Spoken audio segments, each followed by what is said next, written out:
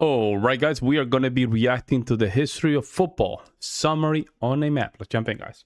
We start around the 3rd century BC. In China, Cuju is played, one of the oldest known ball games. Two teams compete around a ball filled with feathers that must be sent into a net without using the hands. In ancient Greece, episkiros, another ball sport, is played between two teams of 12 to 14 players. The goal of this game is to send the ball over the opponent's line using hands and feet. The Romans based their game harpastum on this sport. In harpastum, two teams each try to keep the ball in their own camp as long as possible, again using hands and feet.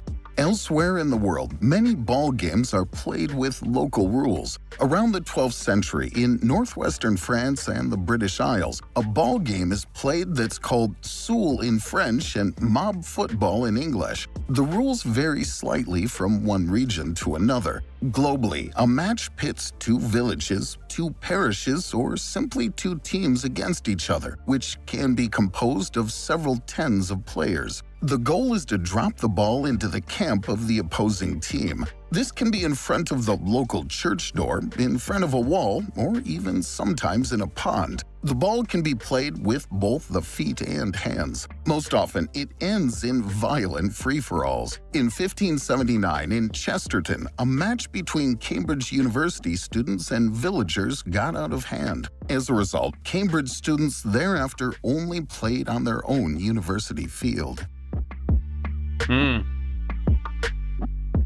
At the beginning of the 19th century in British colleges and universities, team sports are seen as a good way to train young people in discipline, team spirit, and leadership. At the same time, the Industrial Revolution and the advent of the railroad facilitate exchanges. The idea of organizing inter-university matches appears, but each team plays with its own rules, and the first meetings are confused, especially between teams that mainly favor dribbling, that is, playing with the feet, and those that mainly favor handling, that is, playing with the hands. For a successful match, it therefore becomes necessary to either negotiate the rules beforehand or to divide the match into two halftimes and to play with the rules of each team for one half. In Cambridge, students from different universities meet regularly to try to establish common rules. In 1857, the Sheffield Football Club is founded as the first independent club in history that is not linked to a university or institution. The club plays under its own rules, which are similar to modern football.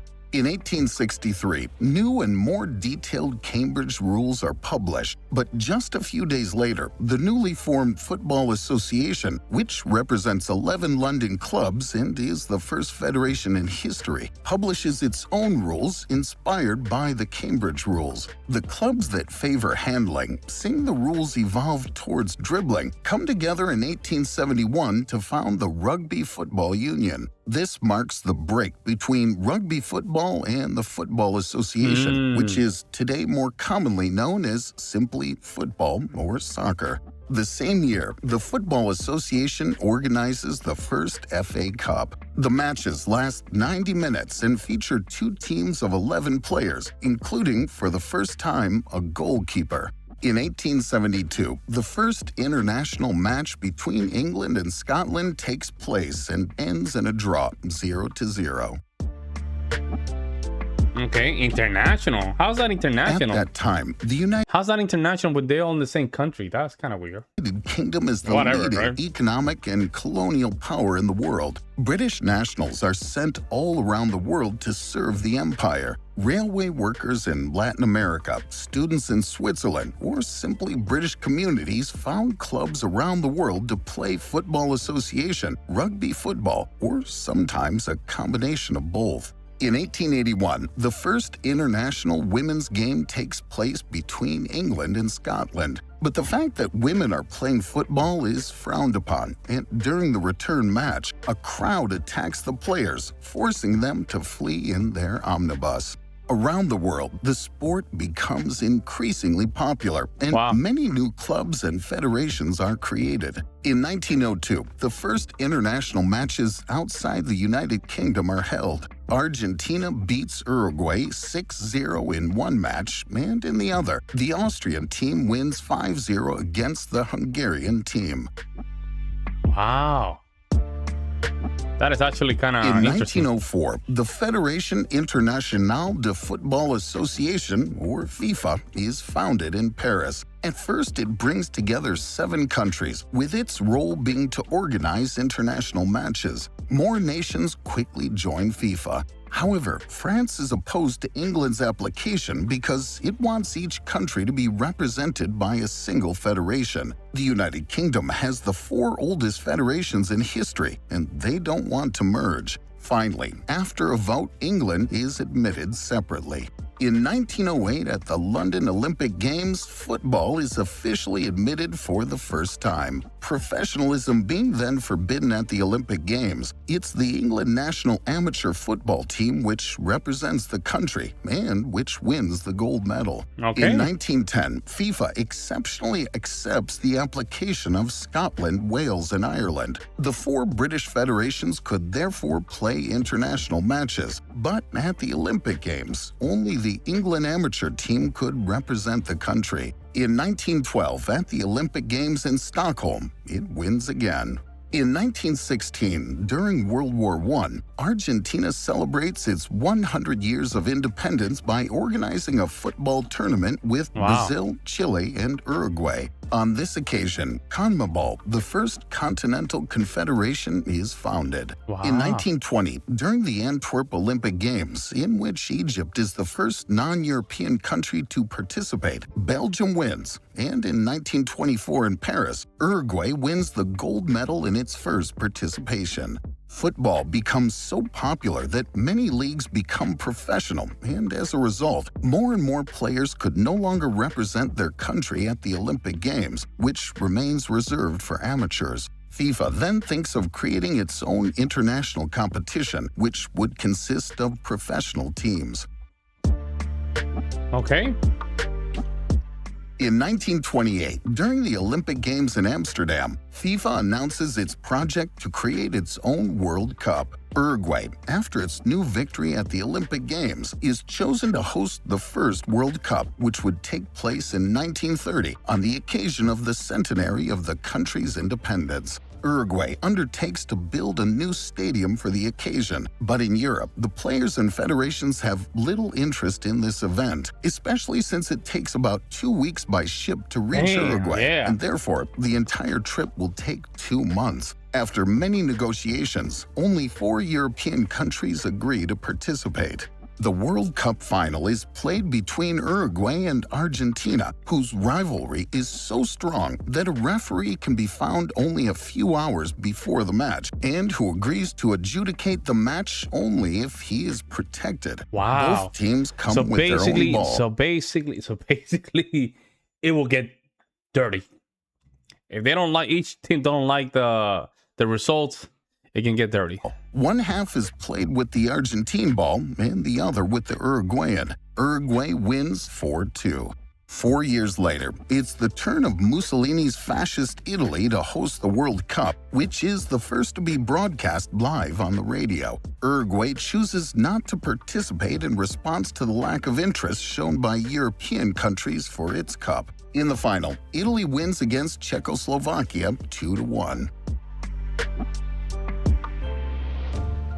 In 1936, FIFA chooses to play the next World Cup in France, which provokes the anger of Latin American countries who want the cup to be played alternately between the 2 continents. Uruguay and Argentina decide then not to participate. Spain, which is in the middle of a civil war, does not participate either. Crazy. And a few months before the cup, Austria, which had qualified, is annexed by Nazi Germany. In the final, Italy retains its title by beating Hungary 4-2. World War II then brings the competition to a halt for the next 12 years. The World Cup resumes in 1950 in Brazil. Germany and Japan, which are occupied, are not allowed to participate. In addition, at the beginning of the Cold War, the countries of the Eastern Bloc do not participate either. Only 13 countries play in the finals, including England, which was previously in conflict with FIFA and participates for the first time. But to everyone's surprise, England is eliminated in the group stage after losing to the United States and Spain. This is the only losing to the United States. That's crazy. World Cup that does not end with a final, but with a finalist group. By chance, the two favorites, Uruguay and Brazil, face each other in the last match, which is played in the brand new Maracana Stadium with a record capacity of 200,000 spectators. A draw would be enough for Brazil to be champion. However, Uruguay wins 2-1 in front of a stunned Brazilian audience. 4 years later, Switzerland hosts the competition, which is the first to be broadcast on television. Hungary, which is undefeated for 31 games, is the favorite. However, to everyone's surprise, West Germany narrowly wins the final, thanks to a goal scored in the final minutes of the game.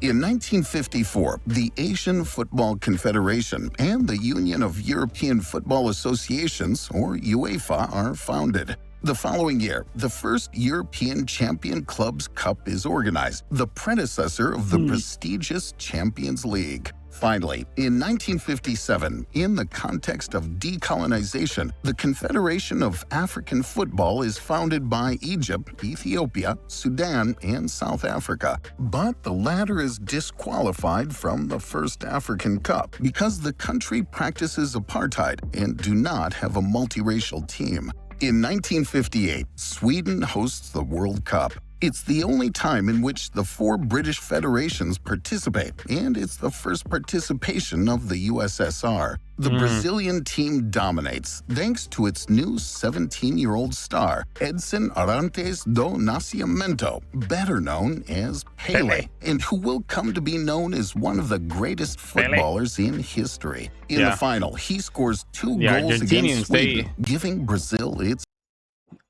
based on the show, the Punta Pelota, the local guy, he likes to just talk about Pele. First title. In 1961, the Confederation of North, Central America, and Caribbean Association Football is founded. The following year, during the World Cup in Chile, Brazil retains its title by beating Czechoslovakia 3-1. In 1963, to celebrate the 100th anniversary of the Football Association, a match is organized at Wembley Stadium between England and a FIFA World Selection. England wins 2-1. Wow. 3 years later, England hosts the World Cup. The competition is marked by the first participation of North Korea, which is not recognized by the United Kingdom, this being the case since the Korean War. England wins the final against West Germany. The same year, the Oceania Football Confederation is founded. Tensions. In 1969, in Central America, while the rivalry is strong between El Salvador and Honduras, the two countries have to play 3 qualifying matches for the next World Cup. At the end of the games, under high tension and after some scuffles, a short war of 100 hours breaks out between the two countries, resulting in 3,000 casualties. No way, bro. Why? Why? This makes no sense, y'all. The following year, in 1970, Mexico organizes the World Cup, which is the first to be broadcast in color on television. For better visibility on screen, Adidas creates the famous Telstar ball with its black and white design. This is also the first cup played with the yellow and red cards. In the final, Brazil wins against Italy and therefore can keep the prestigious Jules Rimet Cup, which was intended to end up in the first country to win 3 World Cups. FIFA then creates a new trophy that can only stay for a short time with future champions. In 1974, in the middle of the Cold War, West Germany hosts the World Cup, including in West Berlin, with the Berlin Wall, of course, still dividing the city. On this occasion, the only match in history between West and East Germany takes place. In the final, West Germany wins against the Netherlands. In 1976, just as Argentina is preparing to host the next World Cup, a coup d'etat takes place and a military dictatorship seizes power. Despite the controversy, the country still organizes and hosts the World Cup, but the event is marked by a series of suspicions of cheating in favor of Argentina, which is allowed to play its matches in staggered order, thus having the advantage of knowing the scores of the other matches. Argentina wins the final against the Netherlands. Wow, that is interesting. Wow.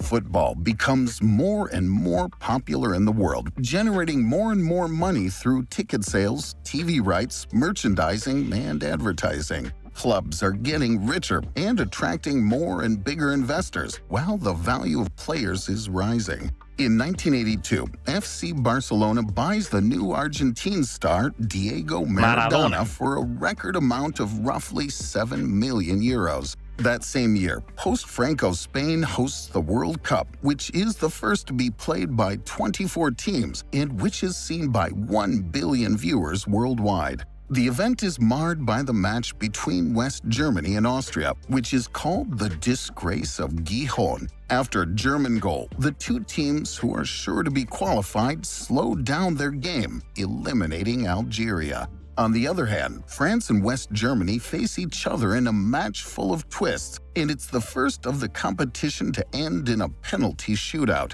In the final, Italy wins against West Germany. In 1986, Mexico hosts the World Cup again, replacing Colombia, which had withdrawn. Diego Maradona is at the top of his game. During a match between Argentina and England, he scores a goal with his hand that's validated nonetheless and becomes known as the Hand of God. Wow. 4 minutes later, he scores one of the most beautiful goals in history, which comes to be known as the goal of the century. Wait, hold on. The goal with his hand that's validated nonetheless and becomes known as the Hand of God. 4 minutes later, he scores one of the most beautiful goals in history, which comes to be known as the goal of the century. In the final, Argentina wins against West Germany. 4 years later, during the World Cup in Italy, West Germany takes its revenge by beating Argentina in the final.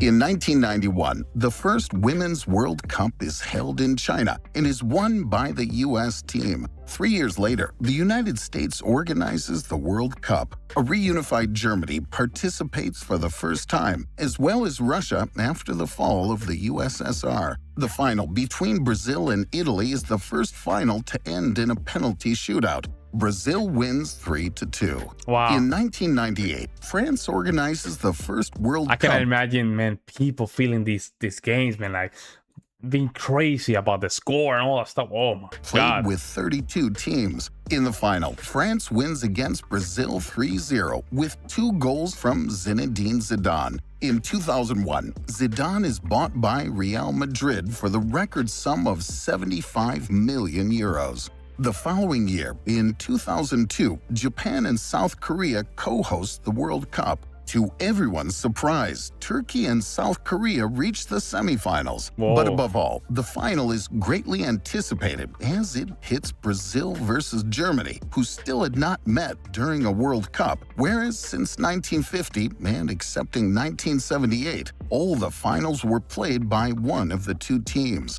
Brazil wins 2-0 thanks to a double by Ronaldo. It's the 5th title for Brazil, which consolidates its status as best team in the world. In 2006, Germany hosts the World Cup. During the final between France and Italy, Zidane, who plays the last game of his career, is excluded after having given a headbutt to an opponent. I remember this. I couldn't believe it when I saw it. Italy wins in a penalty shootout. In 2010, South Africa is the first African country to host the World Cup. The event is followed by 3.2 billion viewers. The final is between the Netherlands and Spain, who have never won a World Cup. Spain wins its first title, while the Netherlands loses its 3rd final. Wow. Damn, Netherlands just Getting beat up all the time, huh? At the end of 2010, FIFA awards the 2018 and 2022 World Cups to Russia and Qatar. These choices are controversial because there are serious suspicions of corruption, and the two countries are accused of not respecting human rights. Qatar is now investing heavily in football, notably by buying PSG for 70 million euros. The objective is to transform the club, which is in the middle of a crisis, into a major European club capable of winning a Champions League. In 2013, Brazil, which is preparing to host the next World Cup, is challenged by huge demonstrations protesting the excessive expenses made for the organization. The following year, during the World Cup, Germany and Brazil meet for the second time. This time, Germany wins big, 7-1, which is experienced as a humiliation by a large part of the Brazilian population. In the final, Germany beats Argentina and becomes the first European country to win in Latin America. Wow. In 2017, PSG makes the most expensive transfer in history by buying Neymar for 220 million euros. The following year, the club follows up with the purchase of Kylian Mbappe for 180 million euros. The same year, the World Cup is played in Russia. The event is followed by half the world population. In the final, France wins its second title against Croatia. Ooh. From this point on, all eyes turn to Qatar's second title against Croatia. From this point on, all eyes turn to Qatar, which is preparing for the 2022 World Cup. The small country of 3 million inhabitants must be able to welcome more than 1 million supporters and must therefore build a lot of infrastructure, including hotels, a metro, and stadiums. 2 million migrant workers are working on this project, but many NGOs denounce the Qatari system that allows employers to confiscate the passports of their workers to prevent them from leaving, even though they have no rights or even a minimum wage. Under pressure, Qatar is changing its laws to improve working conditions. But over a 10-year period, more than 6,500 workers have already died on World Cup construction sites. From an ecological point of view, the choice to air condition the stadiums, which are under the open sky, is also highly criticized. After Qatar, the next World Cup to be played in 2026 will be held in Canada, the United States, and Mexico, and should be the first to include 48 teams. Today, football is the most popular sport in the world. It's played by approximately 275 million players, 13 million of whom are women, and generates approximately 400 billion euros. Almost half of a trillion. Oh my God. Yo, notice how they didn't stop talking about the UK. Interesting. We've seen a lot of countries were doing much better than them, especially when it comes down to Spain, Germany, Italy, man. Italy just a killer, man. Killer. Brazil, oof. Argentina, wow. Let me know what you guys think, guys. I will see you on our next one. I'm out.